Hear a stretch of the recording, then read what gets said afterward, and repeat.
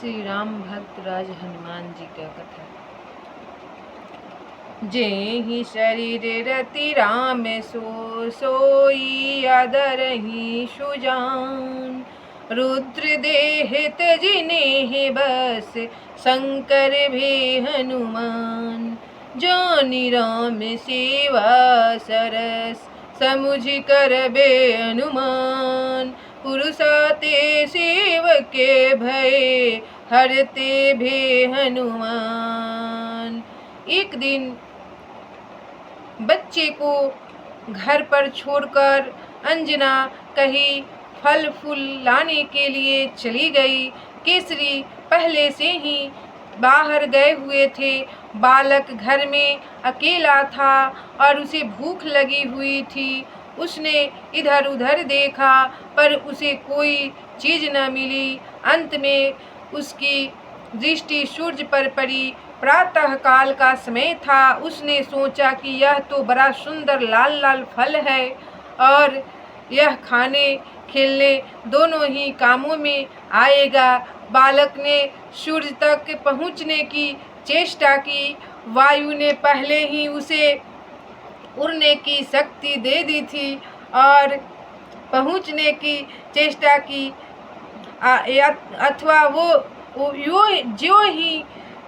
यो भी कह सकते हैं कि भगवान शंकर की लीला में यह आश्चर्य की कौन सी बात है।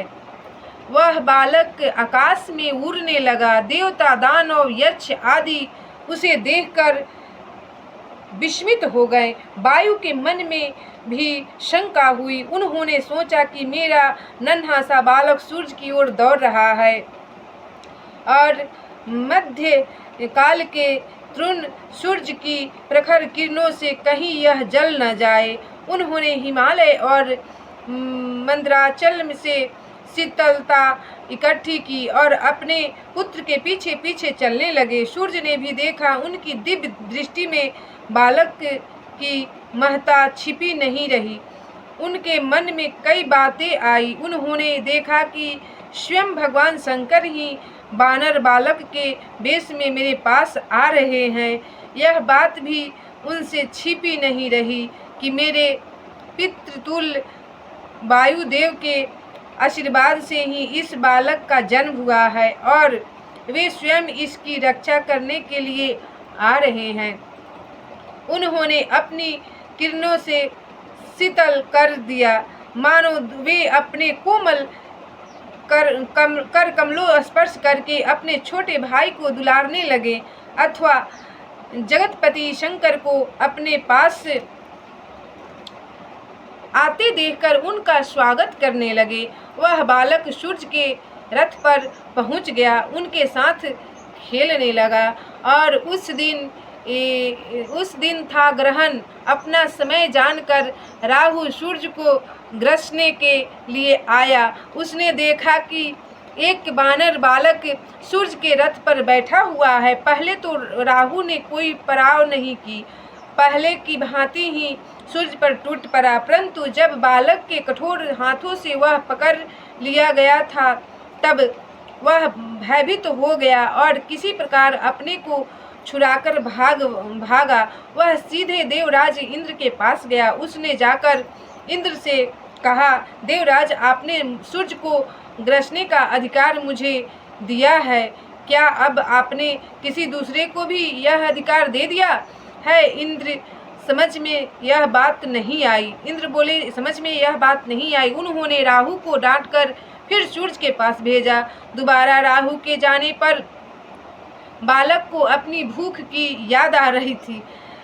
उसने सोचा कि यह खाने की अच्छी चीज है, बस राहु पर टूट पड़ा।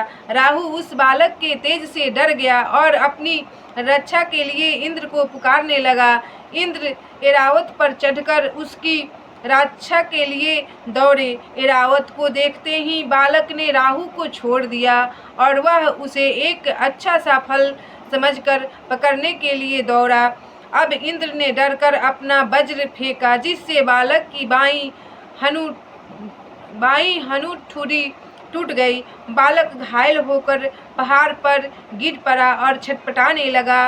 वायुदेव बालक को उठाकर गुफा में ले गए। उन्हें इंद्र पर बड़ा क्रोध आया और उन्होंने आनी गति बंद कर दी। वायु के बंद हो जाने से सब काठ सरीखे हो गए। त्रिलोकी में कोई हिल डोल तक नहीं हो सकता था। सबकी सांस बंद हो गई। देवता लोग घबराए। इंद्र दौड़े हुए ब्रह्मा के पास गए। उसी क्षण ब्रह्मा पर्वत की उस गुफा में आए और अपने हाथों से बालक का स्पर्श करके उसे जीवित कर दिए। बालक प्रसन्नता के साथ उठ खड़ा हुआ। वायुदेव बड़े प्रसन्न हुए और उन्होंने सारे जगत में प्राण संचार कर दिया।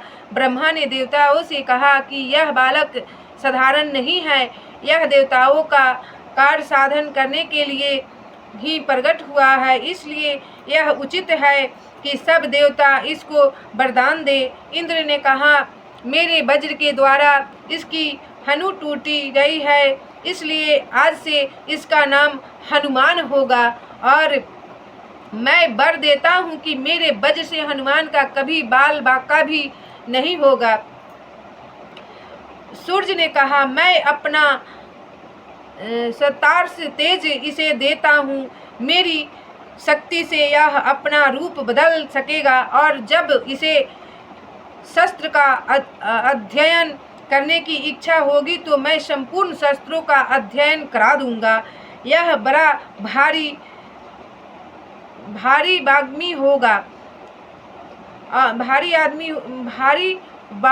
बाग्मी होगा। वरुण ने अपने पास से और नल से निर्भय होने का वर दिया। कुबेर आदि देवताओं ने भी अपनी अपनी ओर से हनुमान को निर्भय किया। विश्वकर्मा ने अपने बनाए हुए दिव्य शस्त्रों से अव्यय होने का वर दिया, अक्षय होने का वर दिया और ब्रह्मा ज्ञान दिया चिरायु करने के लिए। साथ ही ब्रह्मा अस्त्र और ब्रह्मा पास से भी मुक्त कर दिया। चलते समय ब्रह्मा ने वायुदेव से कहा, तुम्हारा पुत्र बड़ा ही वीर, इच्छा अनुसार रूप धारण करने वाला, मन के समान तीन गामी होगा।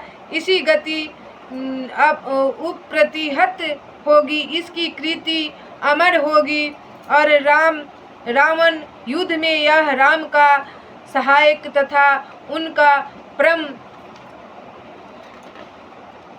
प्रतिभाजन होगा। और इस प्रकार हनुमान को वर देकर सब देवता अपने अपने धाम को चले गए। अंजना और केसरी को यह सब सुनकर जो सुख हुआ वह सर्वथा अनिवर्चनीय है।